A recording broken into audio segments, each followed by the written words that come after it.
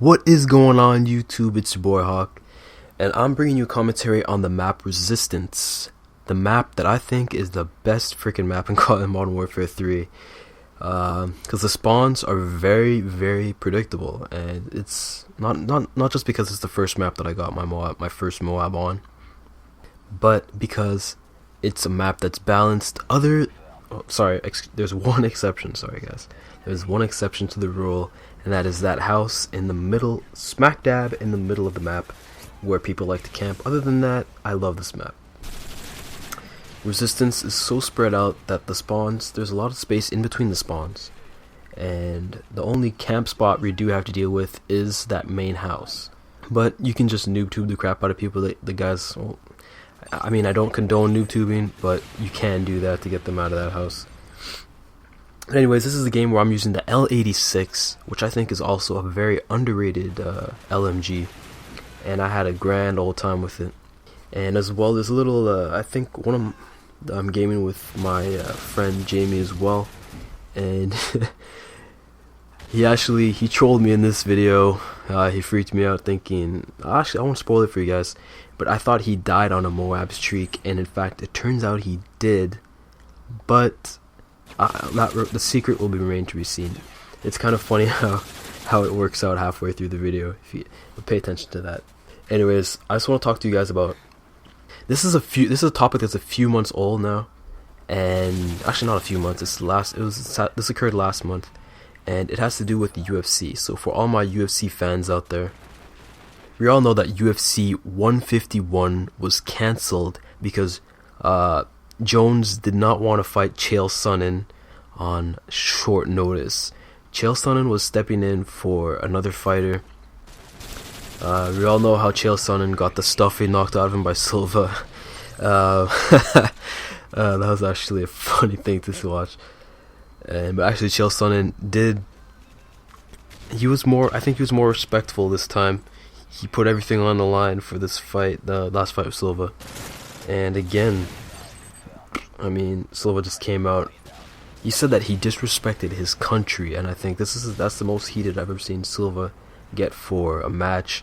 I mean, even in the pre warm up, pre weighing, Silva dropped a little bit of a shoulder on Chael Sonnen, which actually is under review. And the thing being with that is that I think the commissioner for UFC or media live fights actually said if Anderson Silva is to do something like that, he'll be banned from fighting in that state. And I don't know if that's actually he's gonna go through with that or not. Maybe it'll die down. I mean, Silva's one of the top fighters in the UFC. I don't really see that stopping him from fighting in that state. But anyways, getting back to topic. I'm just gonna talk about what I think Dana White is in the wrong here. I mean, a lot of people are like, man, Jones is he's a little bitch for backing out. I mean, think about it from his point of view. People were saying that his trainer runs his life. His trainer is the one deciding, it'd be the worst fight for John Jones at this point in his career. It would be very bad to go and fight Chael Sonnen because he's a crazy man. Blah, blah, blah. He's willing to take the fight on less than 24 hours notice. But I mean, after you got your ass beat that badly, you have to redeem yourself. I mean, Silva pretty much, man, it was like pretty much a man and a little boy in a cage, and Silva showed who's boss. I think that Jones did the right thing in terms of, I mean, a lot of people are going to disagree with this point of view, but he is the champion in his weight class. He has the right. I mean, it hasn't been turned down. A UFC event has not been cancelled up until this one instance, but at the same time, he has the choice. His career is on the line here. Chael Sonnen did not climb up through the ranks. He did not fight the top contenders to get the Jones. He was just offered this fight by being the first one to call Dana White and be like, I'm gonna take this fight as soon as I can. I need to get in the ring and whoop some ass because I need a paycheck, man. No, not that, but I'm sure he didn't talk to him like that, but you know what I mean. Chael Sonnen didn't go through. He didn't clean out the whole division and end up being the top contender.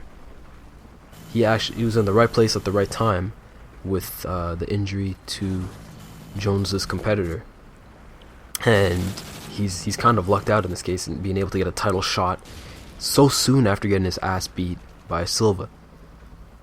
So in my opinion, I think Jones did the right thing, even though a lot of people are not going to agree with this. A lot of people are going to be like, oh, he's a wussy. If you're the champion, you should always fight no matter who they put in front of you.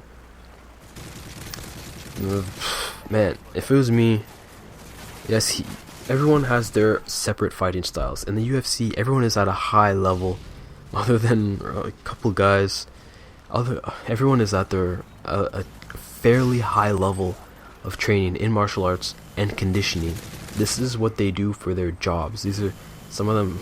They could have been street fighters that just decided, oh, I'm actually gonna learn this as a discipline, do this not only just for entertainment purposes, but do this as a career, and base my whole life and earnings and future prospects on fighting in a cage for however tens of thousands of dollars. This is Jones's career, and what would it have looked like if he had lost to Chael Sonnen? And just think about that for a moment. What would it have looked like if he had lost to Chael Sonnen? Even though he is a champion and he has been on tear, he's not the most exciting champion out there. I mean, GSP and Silva do get a lot of more respect, especially after this incident, that's for sure.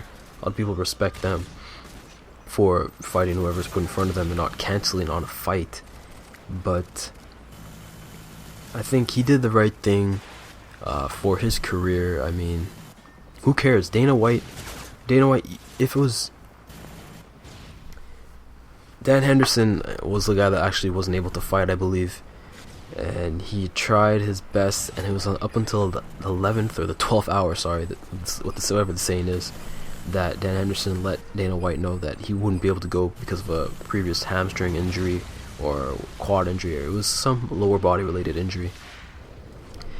And I mean, Dana White, I actually listened to the interview, a whole 21-minute interview, where Dana White, I mean, yes, you are the owner of a multi-million-dollar franchise in terms of the UFC, and I know he likes to say it how it is, and so on and so forth, but just listening to him on that radio interview, that he's very upset with Jones, and never in my history, I mean, I pay people to fight, and he's being a little chicken shit, being a little bit, man, just, they have the choice. Maybe he's even going to work into the contract that they don't have the champions don't have the right to turn down a fight, but it is Jones's choice in the end as to who, whether he feels he's confident enough to fight the guy or not. And if I'm the champion and I want to retain my belt, I'm not just gonna go and fight some guy who hasn't earned the chance to be in the same ring as myself. And that's what I think Chael Sonnen hasn't done. And yeah, I'm sorry this is a long rant, and this is probably an old topic, but I just wanted to talk about this because I listened to the interview, and Dana White was very, very rude to everyone that was asking him questions, and that kind of rubbed me the wrong way. I mean, Dana White, yeah, you run a multi-million-dollar company. At the same time, that doesn't give you the right to be disrespectful to people that ask you questions. You can have your opinion. Don't talk to people like that. And yeah, anyways, yeah, that's my 2 cents. So if you guys haven't done so already, I want to thank you for watching this video. I want to thank you if you leave a comment down below, leave a rating. What do you think about the UFC? And if you haven't subscribed, subscribe right now. And when we hit 1,000 subs, we'll be giving away a Vita. So I'll talk to you guys later. Take care.